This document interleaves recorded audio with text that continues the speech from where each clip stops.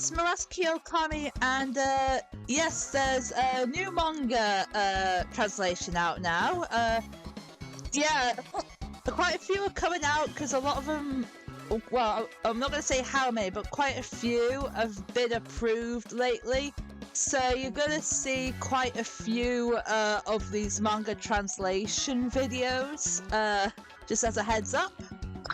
The first one we're going to talk about, well, the one we're talking about in this video, is DISGRACED bots from leader to femboy submission. Now, this manga,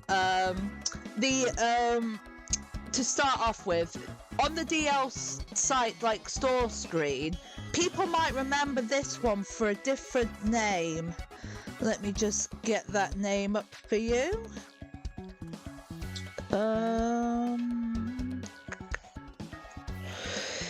Yeah, it was a lot of people might remember it on DLSite as a delinquent feminization resistance log.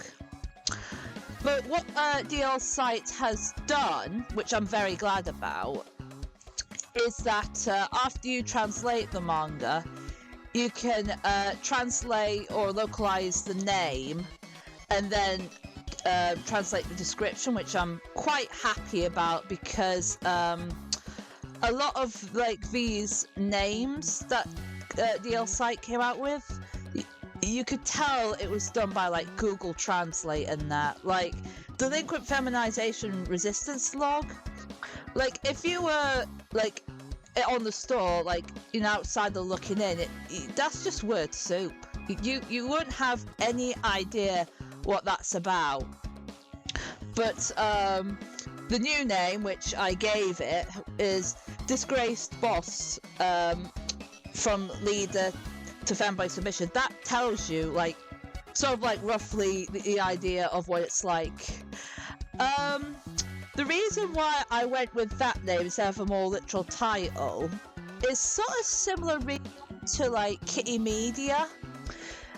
Because when Kitty Media tried to do a more literal name, the manga or their anime didn't sell nearly as well because it didn't really give you an idea of the title, because a lot of Japanese titles, when you translate it literally, it doesn't really sound right. Like, it doesn't sound like an erotic but manga or DVD. It just sounds like a typical anime, or the name's not like gonna catch people's eye. So what I've done is, like, on the DLSite page is that, you know, you've got the English name DISGRACED Boss, but for the actual main title of the manga that you download and all that, I've left that completely in Japanese because I didn't want to interfere with the original name and like the original look of it, because I think the artwork is like gorgeous and all that, and I think a title page, like, it's the first thing you're gonna see, and I didn't want to interfere with that with like the localized name, like, because the name of the title is like purely for advertisement purposes. Like, you can't, like, you know what I mean? What am I gonna say? I've lost my train of thought. Damn it. Like, if you go with like literal name, like, you know, you still got the original title there, but in Japanese text, but you don't have, like, say, a Google Translate title or a localization title, so it's just as you would see it if you were getting the Japanese doujin, but without, you know, the Japanese writing in the main text is in English instead of Japanese, which I do think it does look nicer and better. So, with that out of the way, let's talk about the story of this one. So it's about a, like, from the title, it's probably tell what it's about. It's about a an ex-gang boss. Like, there's a gang boss, and then there's this new guy. They have a brawl, and the leader loses and then sort of like becomes the group's pet. I mean, it does sound like, I mean, it is very much a BDSM sort of title. There's not like bondage or anything, but it focuses more on like the humiliation and the embarrassment aspect and like sort of like falling into your secret desires sort of manga.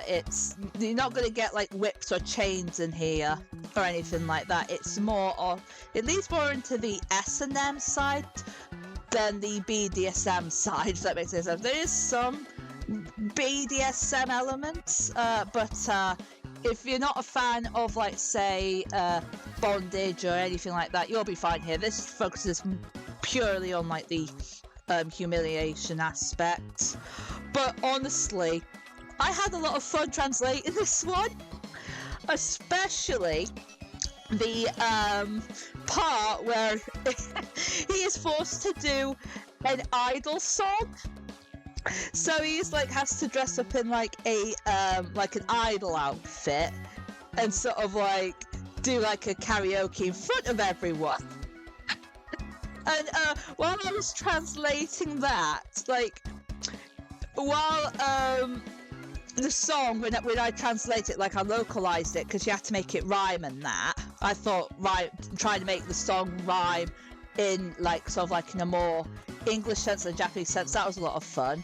While it came more out of like if you were actually singing this song, it would come out more as like I Will Survive. But when I was actually translating it, my mind was totally gone into that Yakuza song that goes, I love you, you love me. And that song was just caught in my head whilst I was translating it. And I was just like in absolute giggles whilst translating it. And oh, so much fun to do. It was... Yeah, so... Oh, that was fun. Like, because it was like, I was trying to think of like good ways to rhyme. Like with the beginning of a song, you don't need to worry about rhyming as much as long as like the flow's in. But like once like the chorus comes in, you have to rhyme it. You have to rhyme it. So it was quite an interesting experience because it was like you're more like a songwriter and like what happens is when songs are translated, because songs, poems, they are known to be like the hardest things to translate. Because, especially like say for example with English and Japanese, like, you know, our rhythms are different, our flows are different, like the rhyming rules are completely different. So what translators tend to do, now you might have noticed this in like say the old Funimation anime like opening dubs, is that it was more like a transliteration or like it was like inspired by the song than being an actual literal translation of the song, like say you would see in like the subtitled version on of the same anime. So you'd get a more literal translation in the subtitles, but it doesn't rhyme, and like if you actually sung it, it wouldn't quite sound right. Whilst say the singers of like the opening would be like, you know, they'd have it rhyme and be like of a similar theme, but it's still not the same song. It's like a same song but different song.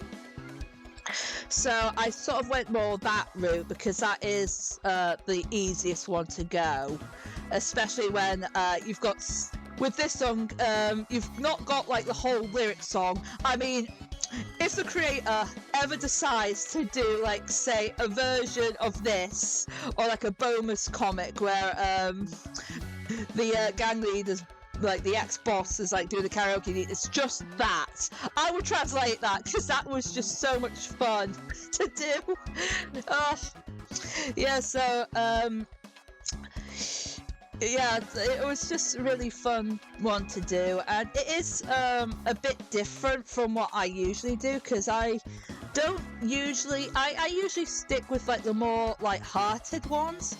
This one I'd say is slightly darker, but I'd say overall it's quite a still quite an upbeat tone, especially if, like, say, if you're into, like, the sort of humiliation fetishes and, like, cross-dressing femboy, and, you know, it doesn't take itself seriously.